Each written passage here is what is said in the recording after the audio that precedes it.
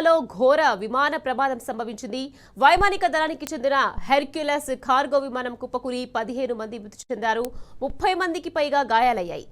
L Alto airport నుంచి takeoff అయిన కాసేపటికే రాజధాని లాపాజ్ ప్రధాన రహదారిపై కుప్పకూలింది విమానం.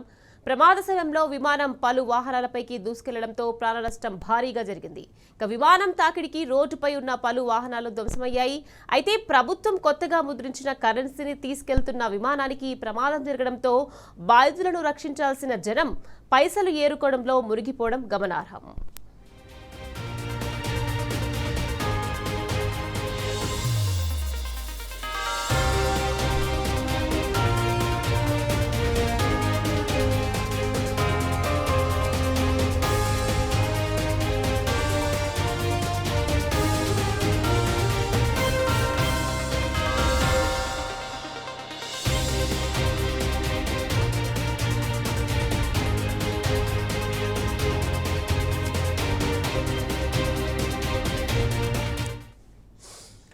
బొలివియాలో ఘోర విమాన ప్రమాదం సంభవించింది.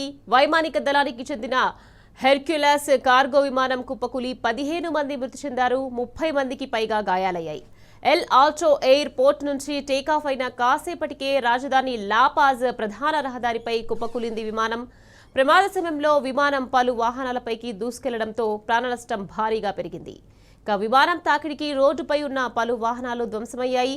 అయితే ప్రభుత్వం కొత్తగా ముద్రించిన కరెన్సీని తీసుకెళ్తున్న విమానానికి ప్రమాదం జరగడంతో బాధితులను రక్షించాల్సిన జనం పైసలు ఏరుకోవడంలో మునిగిపోవడం గమనార్హం.